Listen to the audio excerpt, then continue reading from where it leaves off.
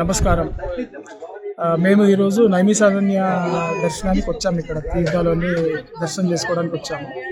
Luckily ఇక్కడ పల్లవి అని చంద్రశేఖరరావు గారి అమ్మాయి కలిసింది. ఆవిడ ఇన్వైట్ చేస్తే వాళ్ళు చేస్తున్న సామూహిక సత్యనారాయణ వ్రతము ఫ్రీ ఆఫ్ కాస్ట్ మంచి బ్రహ్మాండమైన ఫెసిలిటీస్తో ఇక్కడికి తీసుకెళ్లారు. సత్యనారాయణ వ్రతాన్ని అతి శ్రద్ధతో ఎంతోమంది భక్తులు మాతో పాటు పార్టిసిపేట్ చేశారు. రెకాన్ అండ్ యూపీ గవర్నమెంట్ ఇద్దరి ఆధ్వర్యంలో, ఇద్దరు పార్ట్నర్షిప్లో మన తెలుగు వారు అయిన చంద్రశేఖర్ గారు ఈ ప్రోగ్రామ్ని కండక్ట్ చేస్తారు. చంద్రశేఖరరావు గారి గురించి తెలుసుకుంటే ఆయనకి సంబంధించిన ఎన్నో ప్రోగ్రామ్స్ ఇలాంటివి గత 20-25 ఇయర్స్ నుంచి ఆయన చేస్తారు. అండ్ ఒక చిన్న విన్నపం ఏంటి అంటే, ఇది వింటున్న భక్తులందరికీ ఇక్కడ ఈయన ఫ్రీగా సత్యనారాయణ వ్రతాలు చేస్తున్నారు కాబట్టి ఇక్కడ లోకల్ ప్రీస్ట్ కానీ లోకల్ ఆటో వాళ్ళు కానీ కొంచెం మన భక్తుల్ని అంటే తెలుగు వాళ్ళని డీవియేట్ చేయడానికి ట్రై చేస్తున్నారు.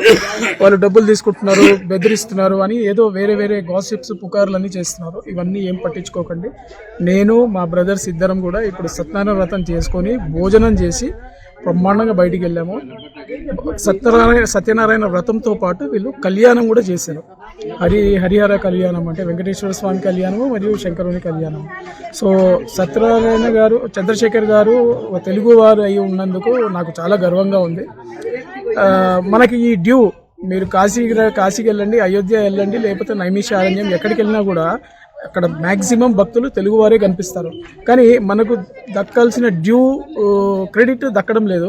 ఈ ద్వారా యూపీ గవర్నమెంట్ చంద్రశేఖర్ గారికి 5 acres ల్యాండ్ ఇచ్చింది. ఇక్కడ ధర్మశాల ఇవన్నీ కట్టి, తర్వాత గుడి ఇవన్నీ కట్టి, దీనికి సంబంధించి మన తెలుగు వాళ్ళకి ఇది ఒక రికగ్నిషన్లా నేను ఫీల్ అవుతున్నాను.